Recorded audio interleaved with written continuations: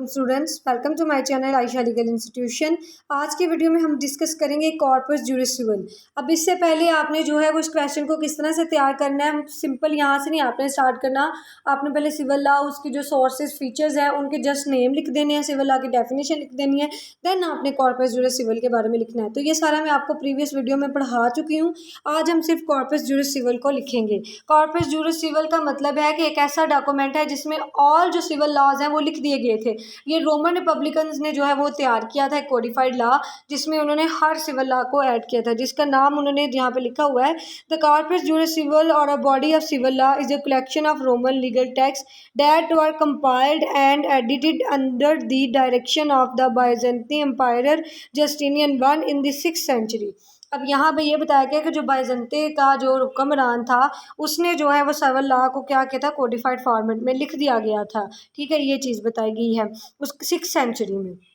Corpus Juris Civil is a collection of Roman legal text. ये वही चीज़ आ गई ना कि जो रोमन के लॉज हैं उस पर मुश्तमिल ये टेक्स्ट था। ठीक है, that were emphasize and edit under the direction of Byzantine Empire Justinian one, जिसको जो है वो जस्टिनियन वन ने क्या किया था, उसको डायरेक्शन में दे के उसको उसने लिख दिया था।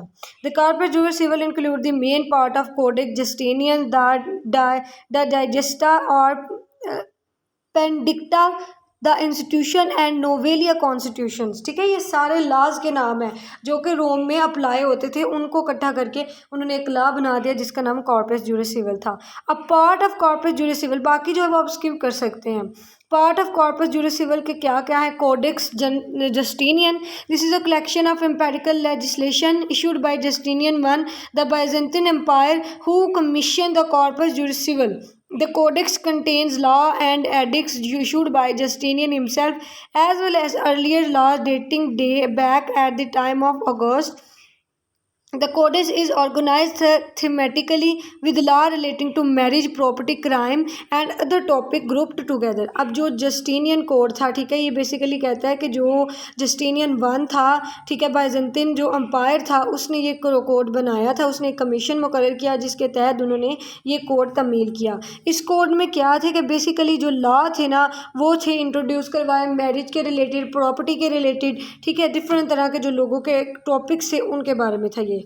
आगे डाइजेस्टिया और पेंडिक्टा है। The Digesta is a collection of legal opinion and writing from prominent jurist of Roman Empire. Digesta एक ऐसा डॉक्यूमेंट था जिसमें जो रोमन के जो स्कॉलर्स थे उनके व्यू पॉइंट इसके अंदर लिखे हुए थे। It is the largest and most comprehensive part of the Corpus Juris Civil. ये एक बहुत लंबा और कम्प्रिहेंसिव जो स्टेटमेंट थी वो कॉर्पस जुरिस सिविल की, वो इसमें मुश्तमिल थे। कंसिस्टिंग ऑफ 50 वॉल्यूम्स, इसके 50 वॉल्यूम थे, कंटेनिंग ओवर 9000 लीगल एक्सट्रैक्ट। मतलब इतने जो लोगों की राय है, इतने जूरिस्ट के जो ओपिनियंस हैं वो इसके अंदर दर्ज थी। The Digesta including opinion from jurist such as अल्फेनिया, Paulus and Gaius and cover a wide range of legal topics. यहाँ के ये रहने वाले जो है वो स्कॉलर्स थे और इसके अलावा कहते हैं कि ये बहुत से जो वाइड रेंज ऑफ टॉपिक्स हैं उनको डिस्कस करता है, including property law, contract law and civil procedure. अब जो प्रॉपर्टी के रिलेटेड कानून थे या दीवानी जो लॉ थे या जो कॉन्ट्रैक्ट लॉ थे उनको डिस्कस करता था ये।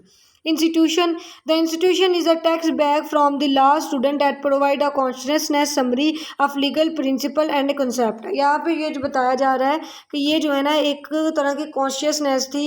इंस्टीट्यूशन इसलिए बनाए गए थे कि ये बच्चों को जो है वो कॉन्शियसनेस दें, शऊर पैदा करें उनमें लीगल राइटिंग्स के बारे में, लीगल एक्सपर्ट्स के बारे में।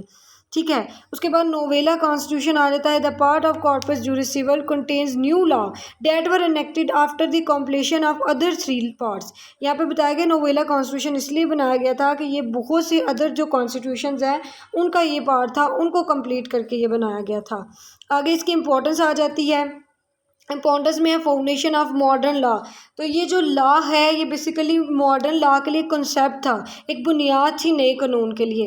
लीगल एजुकेशन, ये लीगल एजुकेशन का ज़रिया था, लोगों को जो आगाही थी अबाउट सिविल लॉ वो इसके थ्रू, कॉर्पस जुरिस सिविल के थ्रू जो है लोगों को मिल रही थी। बेसिस फॉर लीगल सिस्टम, ये बुनियाद बन गई किसकी? लीगल सिस्टम की। प्रिजर्वेशन ऑफ रोमन लॉ, ये रोमन लॉ को जो है वो हफाजत करने का एक ज़रिया है। Influence on other legal system, ये दूसरे लीगल सिस्टम पे जो है वो असरअंदाज करता था। ठीक है, ये आपका क्वेश्चन हो गया।